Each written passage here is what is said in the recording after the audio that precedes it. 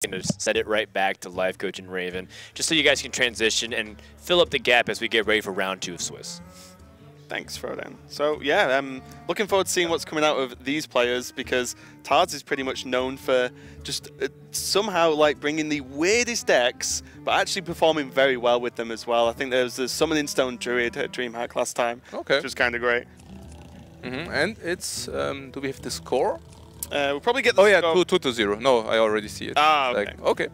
So the weird decks in this particular case didn't perform well, but it's also, of course, against Pavel, who is obviously at the very top of his peak. Yeah, and having a hot streak, 2 tournaments back-to-back, one of those being the World Championships. Oh, so yeah. going to be feeling pretty confident, is 2-0 up, and it will be with this Druid, of course. Right. As, again, last hero standing. 2-1 up, sorry, versus Tars. So looks like Tars is just playing Zoo.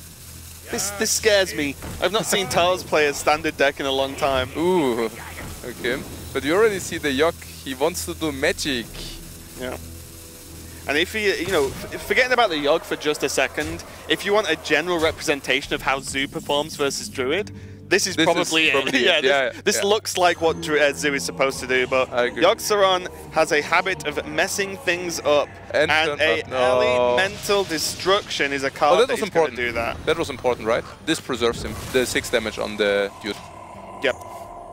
Yeah, so he is alive, heavily overloaded, but Dark Peddler can change everything here. No. Soulfire, never mind. Tars is going to even the series up 2-0. And yeah, that at least until the Elemental Destruction looked like a Zoo game versus Druid. So nothing too crazy there. And Pavel will only have 1 deck left, so we're not exactly sure which deck he's got left. So obviously we're diving into the second series here, so I'm not 100% sure what he's got, but he's only got 1 more left to win with now. Okay, you were saying the check marks, meaning that, of course. Yeah, Tars got 1 as well, yeah, so that's 2-2 now, I believe. Because they on the overlay, they updated their Tars score, so I believe it's 2-2. We'll find out, of course, when we go into the next game. But yeah, if that is 2-2, it's going to be a very close series. Yeah, it'd be cool to find out what happened earlier. Okay. So what we generally do is after the second match, I always run over to the players once it's done, be like, so what happened in the first 3 games? And then confusion. While we catch up, yeah. Confusion. So let's see about the updated. Yeah. So we have Zoo against Cthulhu Warrior. The Cthulhu Warrior actually with a Fool's Bane. That's interesting. What do you think about that one? Yeah, I've seen a few lists running. There's always like generally just like the odd flex spot in the Cthulhu deck. And Fool's Bane can get a huge amount of work done, but a lot of the time when I've played it, it gets the work done, but you take so much damage that it might be too late anyway. So I don't know. We'll see how it works out. It might be great versus Zoo because you can clear a lot of minions that are actually low attack. So it can feel pretty good there. Yeah, that's right. The double brawl, though, is actually pretty fancy. That will be fancy. You were, by the way, right about these. Yeah, exactly. They updated it. Okay, so yeah, I also think so. I mean, if the board is not overloaded, then there will be a Fool's Bane, and otherwise there will be a brawl. And both things are very, very good. You can even maybe threaten with the Fool's Bane that you might clear a lot, right? And, then also forcing Tars to take action there. Yeah, really strong versus Zoo as well, because even like after the brawl, there's a minion left, and then they're probably going to play 2 or 3 minions. Fool's Bane, kill them all. It's like a third brawl to a certain extent. Just hurt a little bit in terms of trading your life away, of course, but still not too terrible. Pavel now has the option to brawl, and he's just going to do it. And I think he could have, like taken 1 more turn, but he has 2 brawls, so why? He has 2 brawls and a Fool's Bane, so there's no need to be too stingy with them. No, I think it's you can hold on to it now. Yeah, I think it's fine. I mean, especially that Pavel doesn't have immediate armor gain. He probably just wants to reduce the damage a little bit, probably equip the Fool's Bane next turn, and then the turn after brawl, kill everything on board, clear it up, and then the turn after maybe getting armor. I mean, the Cthulhu is not 10 yet, I assume. Nope. Is it even 8? Not played any Cthulhu. No, not any, right? He only has Cthulhu's Chosen, which is kind of awkward to get down because you play it and it's so slow. It's only a single minion, of course. Pavel's going to go for it now, probably realizing that he needs to get there at some point to be able to take this to the long game. It's so slow. Very slow. Yeah, it's very, very slow. I think the frustration, too slow, right? Probably. Well, the problem is, if he played anything else, how does he trade into 2 Imp Gang bosses with that kind of health? Oh yeah, he does. It's like you just... So other than that, I guess, this is the only turn he can squeeze in, Cthulhu's Chosen. Yeah, I guess. Because otherwise, like, you can't weapon into 2 imp gang bosses, one of which has 6 health as well, so...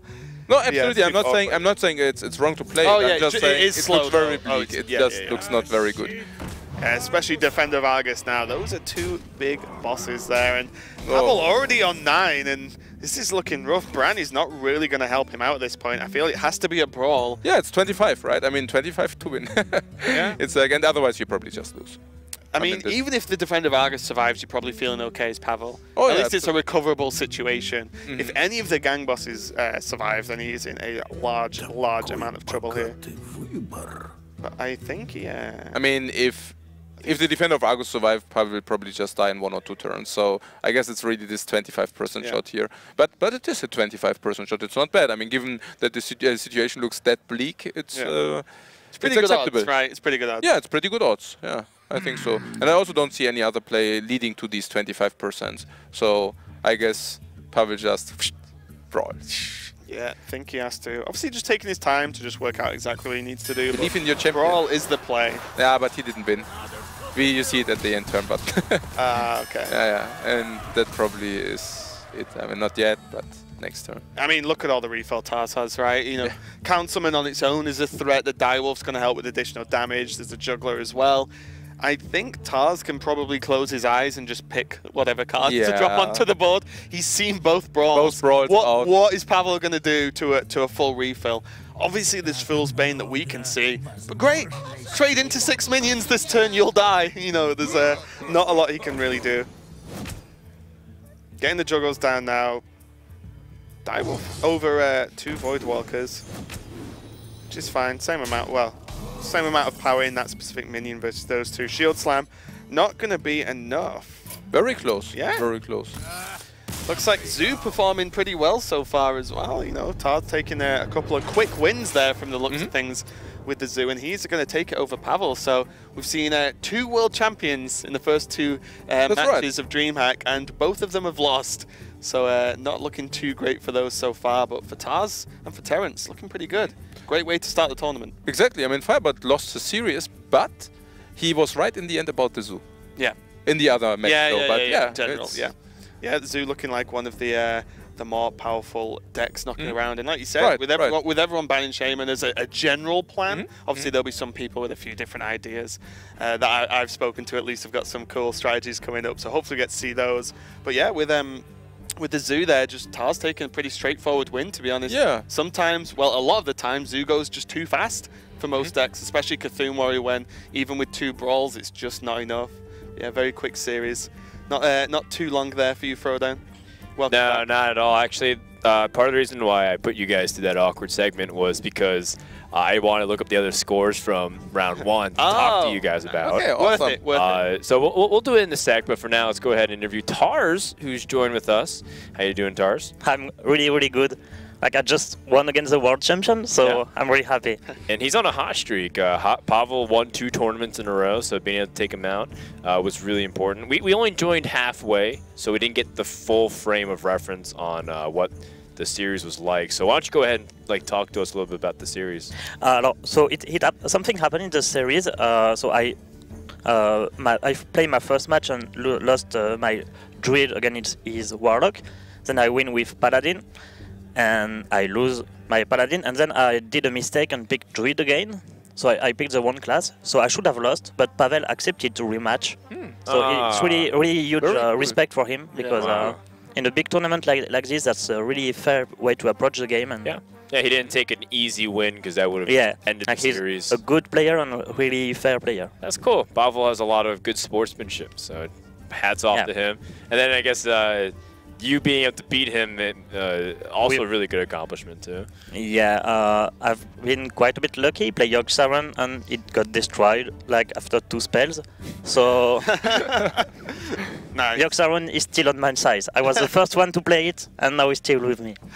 Nice job, well done. Why did you choose to bring Paladin to this tournament? I think a lot of people always feel like Paladin's weak right now, so why did you choose it was good for last year's standing?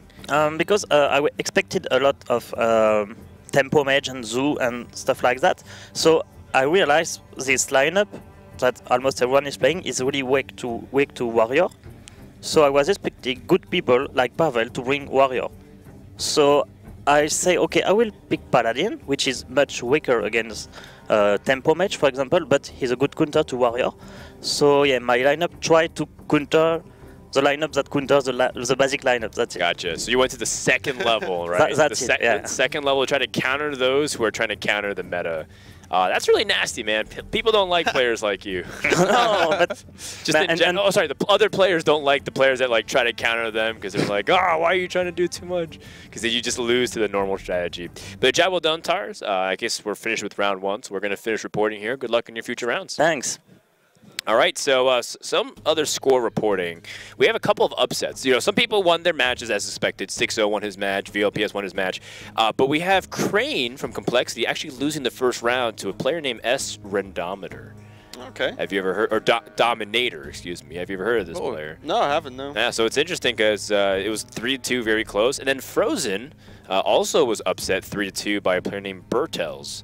At least on the username on the Battlefied bracket. So if you guys don't know these players, maybe this is an opportunity for them to make a name for themselves. Don't get too upset this fast. I mean, this is why Dreamhack is open Swiss, so a player can prove it, or it could just be a fluke, a one-time defeat, and then guys like Crane and Frozen go 8-1. Yeah, well, it's the difference, isn't it? Like, you know, you go through Swiss, and Swiss really, as we've seen from every Dreamhack that we've had with Swiss, is it rewards the consistency, right? It's not about one match. It's about being able to play all of the rounds and perform over a period of time. So although these players that are well known have lost one match, as you said, definitely not out of it yet. Not out of it yet. One final upset also was Nanonoko, a poker player.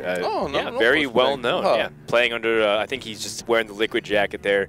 And he actually was able to defeat Just Saiyan by being able to beat him with Tempo Mage. So it was a very convincing victory. I think it was 3-0. So a job well done to him. So some of these players really showing up to Dreamhack, having fun, and that's what it's about. For now, we're going to get ready for round 2 seedings, and when we come back, we're going to have more information on what the matches are going to be going into round number 2. So stay tuned. You're watching Dreamhack Winter Grand Prix.